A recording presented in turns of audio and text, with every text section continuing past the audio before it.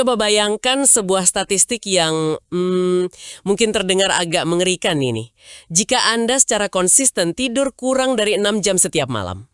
Nah, apalagi setelah ulang tahun ke-50, Anda secara harfiah sedang mempercepat penuaan otak Anda sendiri. Iya, sel-sel di dalamnya itu menyusut lebih cepat. Benar banget. Daya ingat Anda terkikis sedikit demi sedikit. Mengerikan kan? Tapi tahan dulu, karena di balik fakta itu ada kabar yang sangat luar biasa. Bagaimana kalau sains justru membuktikan bahwa usia 50 Anda sama sekali tidak harus menjadi awal dari sebuah penurunan drastis? Tepat sekali. Bagaimana kalau dengan memutar beberapa saklar biologis yang spesifik, dekade ini tuh bisa menjadi fase keemasan fisik Anda? Nah, itu poin yang krusial banget buat kita bedah di sini. Banyak orang memandang usia 50 itu kayak semacam garis akhir yang tidak terlihat gitu kan? Semacam ada ekspektasi sosialnya ya? Betul. Dan jujur saja ekspektasi medis zaman dulu juga begitu.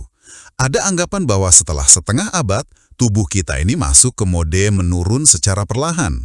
Tapi data-data terbaru yang kita miliki hari ini menunjukkan realitas yang sangat berbeda. Dan itulah misi utama kita dalam sesi eksplorasi mendalam kali ini.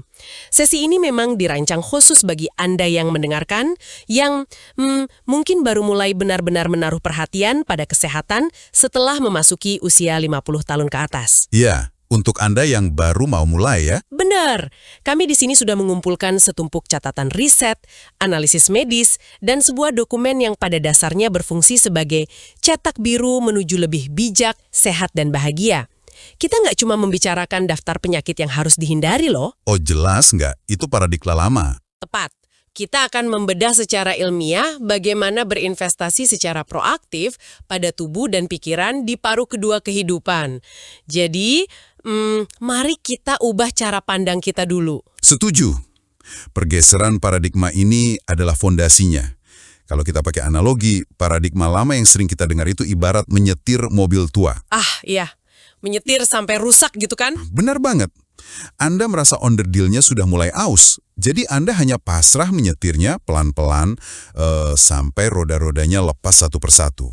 Kesehatan cuma dianggap sebagai sisa-sisa masa muda yang kebetulan belum habis. Ya ampun, saya sering banget dengar orang bilang, wajar sakit-sakitan, namanya juga udah umur. Nah, dan itulah yang ditentang habis-habisan oleh sains modern. Paradigma baru menuntut kita melihat tubuh bukan sebagai rongsokan yang menunggu rusak, tapi sebagai mesin klasik bermutu tinggi yang sangat canggih. Oke, mesin klasik. Berarti perawatannya beda dong? Sangat beda. Bedanya ada pada cara kita merawatnya. Jika mesin klasik dibiarkan di garasi berdebu, ya pasti berkarat. Tapi jika dipelihara secara konsisten, mesin itu bisa beroperasi dengan tingkat efisiensi yang hampir sama dengan saat ia baru keluar dari pabrik. Wow, oke. Tapi saya harus menghentikan Anda sebentar di sini. Metafora mesin ini bagus, terdengar sangat inspiratif, tapi apakah secara biologis kita benar-benar punya kendali itu? Pertanyaan yang bagus. Maksud saya, apakah ini bukan sekedar motivasi kosong? Pada akhirnya, DNA dan kalender kan yang menentukan segalanya. Saya mengerti keraguannya. Sangat wajar sih orang berpikir begitu. Tapi mari kita lihat data kerasnya dari institusi terkemuka dunia. Harvard Medical School melakukan penelitian panjang tentang ini. Oke, apa temuan mereka? Mereka menemukan bahwa olahraga rutin di usia 50-an ke atas itu tidak hanya membuat jantung memompa lebih baik. Secara mekanis, olahraga melepaskan protein tertentu di otak, faktor neurotropik namanya. Faktor neurotropik, oke? Ya, dan protein ini secara harfiah membangun jalur saraf baru dan memperlambat risiko penyakit Alzheimer. Otak Anda secara fisik mengubah strukturnya sendiri. Tunggu dulu. Jadi Alzheimer itu tidak 100% murni takdir genetik. Anda mengatakan bahwa aktivitas fisik bisa memblokir penurunan kognitif secara fisik. Begitulah cara kerja biologi tubuh kita.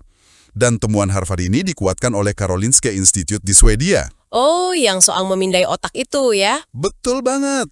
Mereka memindai otak lansia dan menemukan fenomena yang mereka sebut sebagai usia otak.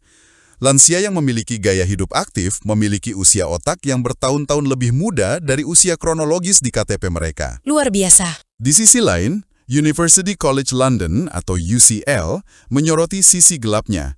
Tidur di bawah 6 jam mempercepat penyusutan kognitif.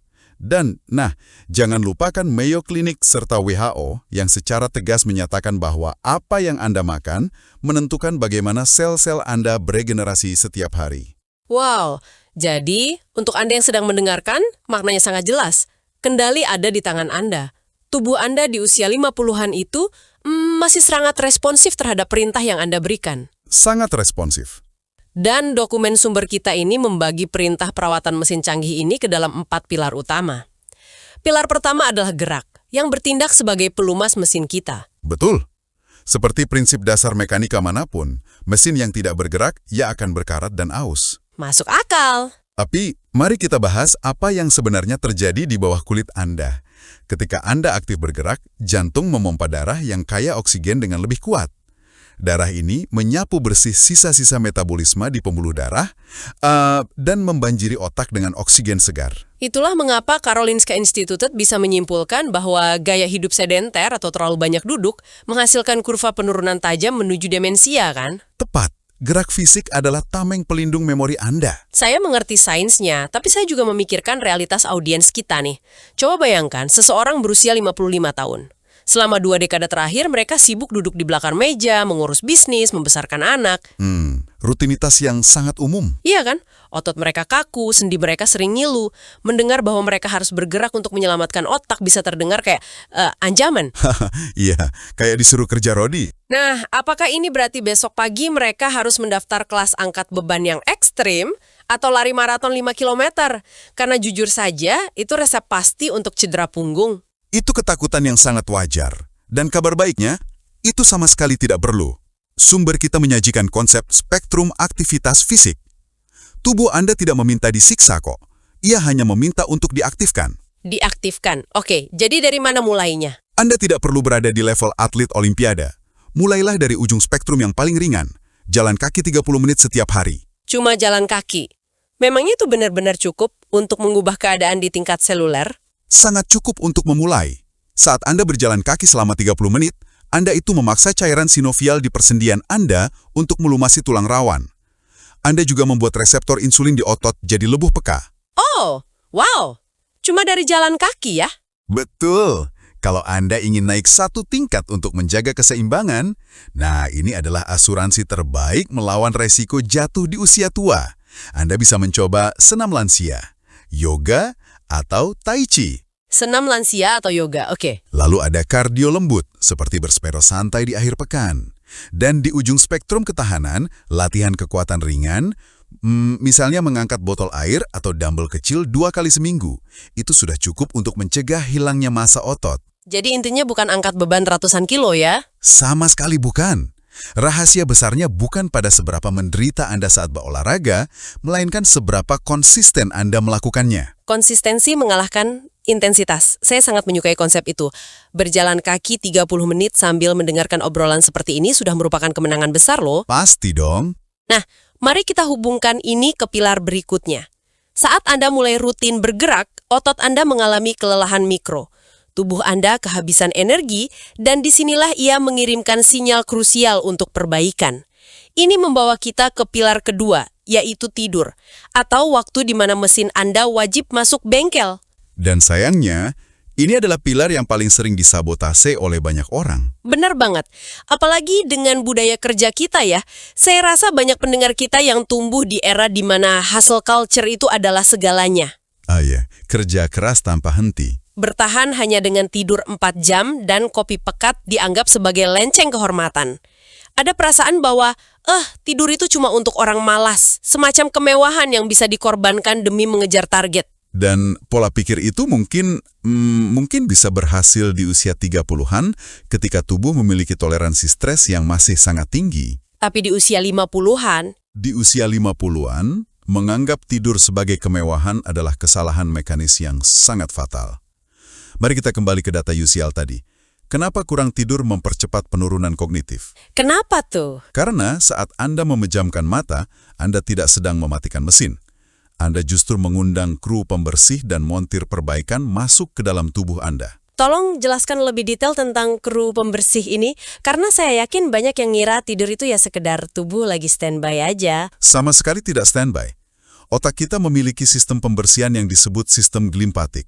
Sepanjang hari, saat Anda berpikir dan beraktivitas, sel-sel otak Anda menghasilkan sampah biologis, semacam residu beracun yang disebut plak amyloid beta. Residu beracun dari berpikir. Oke. Ya, nah saat Anda masuk ke fase tidur dalam atau deep sleep, sel-sel otak Anda secara harfiah menyusut sedikit. Menyusut. Serius. Serius, menyusutnya sel ini memberi ruang bagi cairan cerebrospinal untuk masuk dan membilas, mencuci bersih semua plak dan racun tersebut keluar dari otak Anda. Wow, tunggu. Jadi otak kita secara harfiah dicuci setiap malam. Tepat. Bayangkan otak Anda di siang hari adalah ruang pesta yang sangat sibuk. Tidur adalah waktu di mana para tamu pulang dan kru pembersih datang untuk mengepel lantai dan membuang sampah. Analogi yang bagus banget. Nah, jika Anda hanya tidur 4 atau 5 jam, kru pembersih ini hanya punya waktu untuk membersihkan separuh ruangan.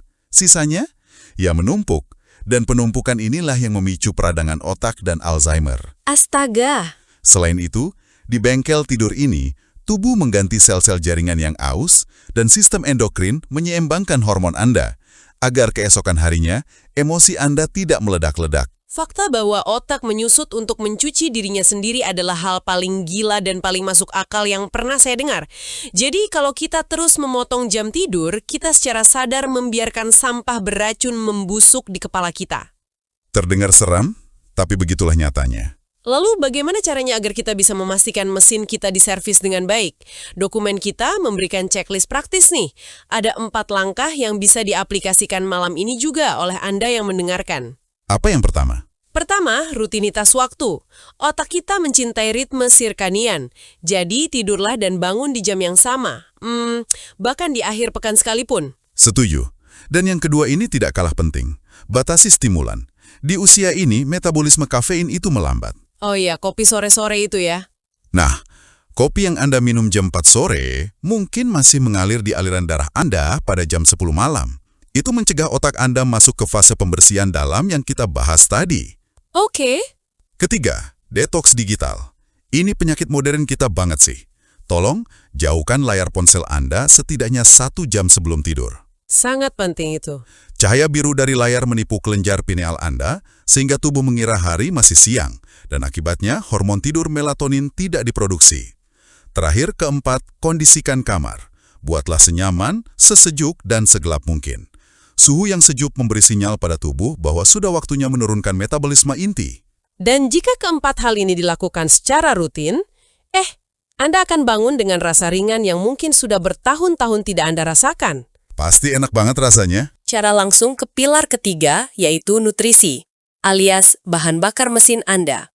Disinilah letak tantangan terbesarnya sih menurut saya. Wah, betul sekali. Banyak orang di usia 50-an masih makan dengan porsi dan jenis makanan yang sama seperti saat mereka mahasiswa. Padahal metabolisme basal atau jumlah kalori yang dibakar tubuh saat diam itu sudah melambat secara signifikan. Benar. Dulu, tubuh Anda mungkin bisa membakar habis makanan apapun yang masuk. Sekarang, jika Anda memasukkan bahan bakar yang salah, itu tidak akan dibakar. Terus jadinya apa? Melainkan diubah menjadi racun atau lemak visceral yang menyelimuti organ dalam. Dokumen kita mengutip prinsip yang sangat kuat di sini. Makanan bisa menjadi obat atau justru sumber penyakit. Bagaimana sains di Mayo Clinic dan WHO merumuskan ini untuk kita? Karena kalau bicara soal diet, seringkali aturannya tuh sangat membingungkan ya. Iya kan? Mereka menyederhanakannya menjadi sebuah matriks bahan bakar. Cukup bayangkan 2 pedal di mobil Anda, pedal akselerator dan pedal rem. Oke, akselerator dan rem. Untuk pedal akselerator, Anda harus mengisi tubuh dengan bahan bakar beroktan tinggi. Di usia 50-an, sistem pencernaan Anda butuh lebih banyak bantuan. Sayuran dan buah itu bukan sekedar vitamin, tapi serat yang menjadi makanan bagi mikrobioma usus Anda. Sayur dan buah untuk usus, oke. Anda juga butuh protein sehat seperti ikan, tempe, atau kacang-kacangan. Tujuannya untuk mempertahankan massa otot tanpa membebani kerja jantung. Beda kalau Anda makan daging merah berlemak terus-terusan. Benar. Dan jangan lupa air putih kan? Oh, air putih ini krusial banget. Karena seiring bertambahnya usia, sinyal haus di otak itu melemah. Banyak lansia mengalami kebingungan mental yang sebenarnya hanyalah dehidrasi parah. Itu poin yang menampar banget sih. Kebingungan yang dikira pikun, ternyata cuma karena kurang minum. Lalu bagaimana dengan pedal rem? Apa yang disebut sebagai residu mesin di dokumen ini? Residu mesin adalah hal-hal yang memicu apa yang ilmuwan sebut sebagai inflammaging. Inflammaging, gabungan inflammation dan aging. Betul, peradangan kronis yang terkait dengan penuaan. Ini dipicu oleh gula buatan, garam berlebih yang merusak pembuluh darah, dan yang paling parah, makanan ultraproses. Mari kita bahas makanan ultraproses ini dalam konteks keseharian kita. Kita ini kan hidup di budaya yang suka sekali dengan makanan praktis. Makan nasi, masih ditambah mie instan. Sore hari minum teh manis hangat sambil ngemil gorengan atau martabak manis. Enak di mulut, tapi bahaya di tubuh. Memang nikmat, tapi kenapa ini sangat berbahaya untuk tubuh usia 50 tahun? Karena makanan ultraproses itu sudah kehilangan struktur nutrisi aslinya.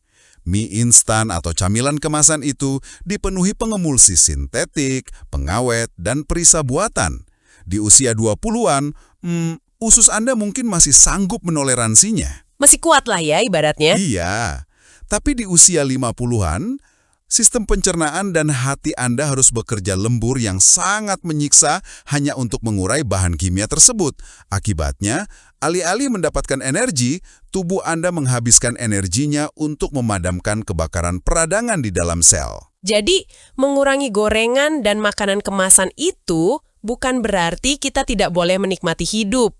Memilih makanan bernutrisi setiap hari adalah bentuk nyata dari mencintai diri sendiri. Saat Anda menolak makanan ultraproses, Anda tuh semacam sedang berdialog dengan organ tubuh Anda gitu.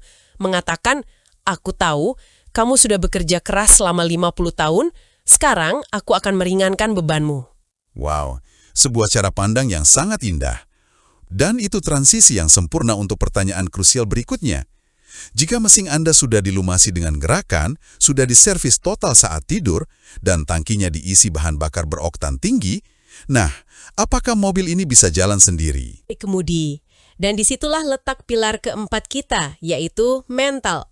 Bagaimana kita menavigasi pikiran dan mengelola interaksi sosial.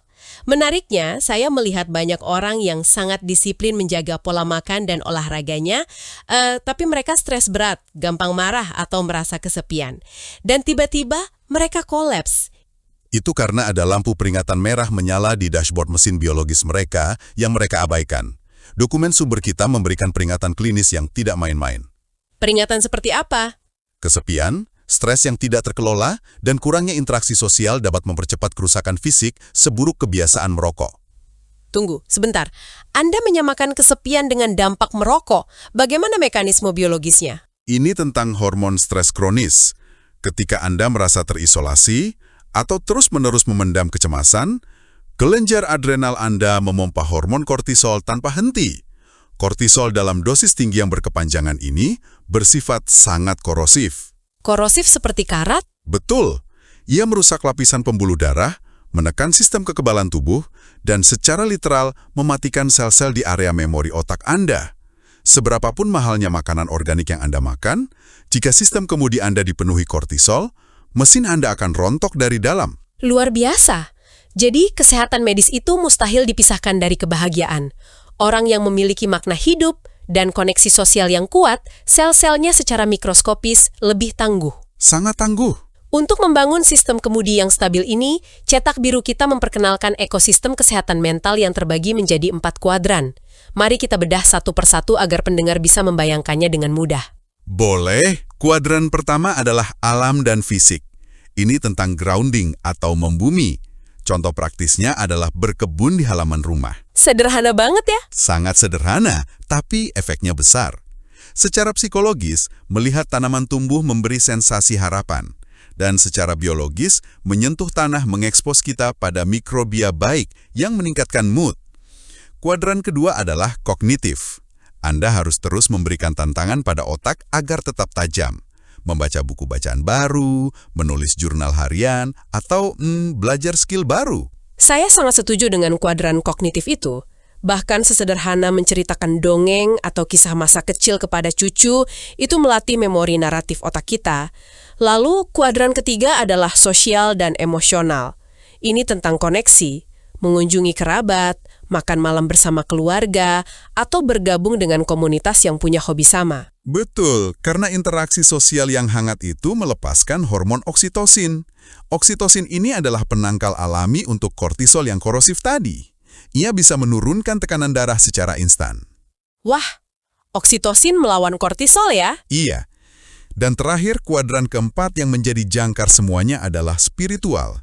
Entah itu dengan rutin mengaji, pergi ke tempat ibadah, meditasi, atau sekedar berlatih mindfulness. Tujuannya satu, menemukan titik kedamaian batin sehingga Anda menyadari bahwa Anda bukanlah budak dari kekhawatiran Anda sendiri. Alam, kognitif, sosial, dan spiritual. Jika kemudian Anda seimbang di 4 arah ini, mobil Anda akan melaju di jalur yang benar.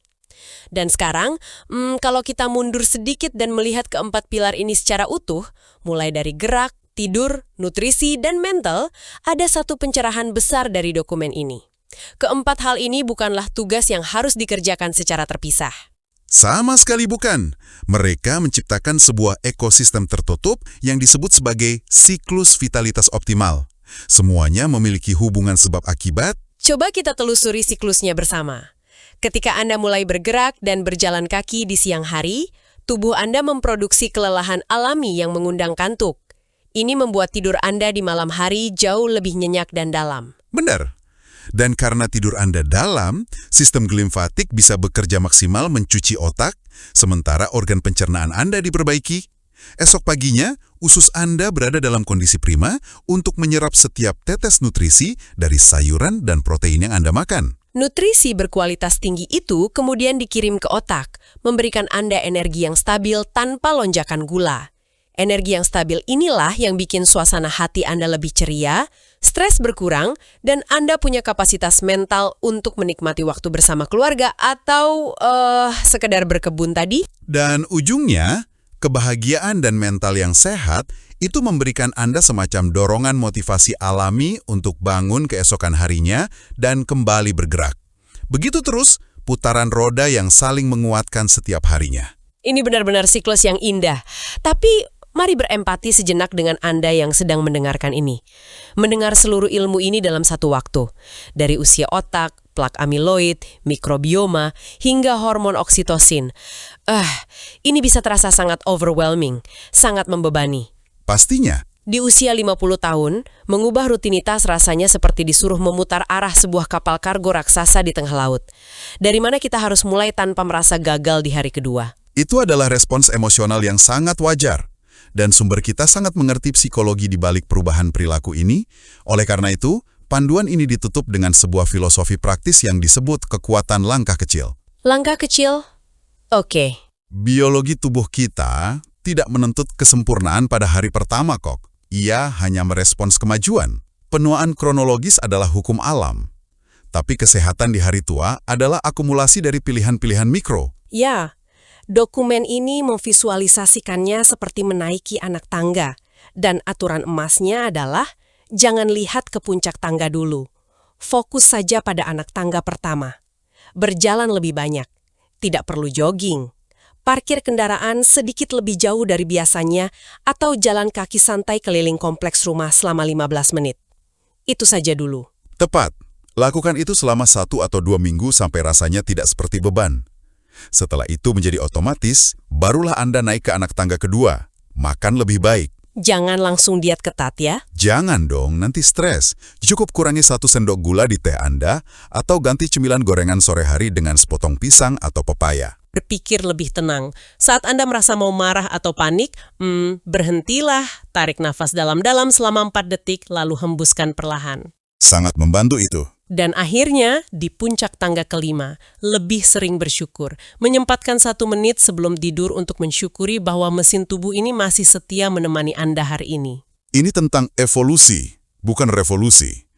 Mengubah satu hal kecil setiap hari akan menghasilkan efek majemuk yang jauh lebih permanen daripada mencoba merombak total gaya hidup Anda selama seminggu, lalu menyerah dan kembali ke kebiasaan lama. Kita telah tiba di ujung eksplorasi kita terhadap cetak biru ini. Pesan utama yang ditinggalkan oleh semua data sains ini sebenarnya sangat menyentuh hati. Kesehatan di paruh kedua kehidupan itu pada akhirnya bukan sekedar kompetisi untuk hidup paling lama. Setuju banget. Ini tentang kualitas. Ini tentang menikmati hidup dengan otot yang mampu menopang Anda, otak yang masih jernih mengingat nama cucu-cucu Anda, dan hati yang damai. Usia 50 tahun jelas bukan garis akhir. Jika kita tahu cara memutar saklarnya, dekade ini justru menjadi masa-masa paling membahagiakan karena kita memiliki kedewasaan pikiran yang dipadukan dengan tubuh yang dirawat dengan kebijaksanaan. Dan itu membawa saya pada satu pemikiran terakhir yang ingin saya tinggalkan untuk Anda renungkan. Seringkali di usia 50-an, kita sibuk memikirkan masa pensiun dari karir kita, masa di mana kita berhenti dari pekerjaan utama kita selama puluhan tahun. Tapi bagaimana jika kita mengubah sudut pandang kita secara radikal? Bagaimana jika pensiun itu bukanlah masa di mana Anda berhenti bekerja dan pasrah menjadi tua, melainkan momen di mana Anda secara resmi beralih profesi? Bagaimana jika mulai detik ini, jabatan utama dan pekerjaan full-time Anda adalah menjadi manajer utama dari tubuh biologis Anda sendiri?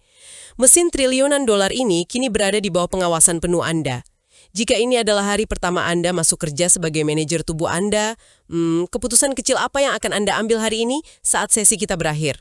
Terima kasih sudah menonton channel ini.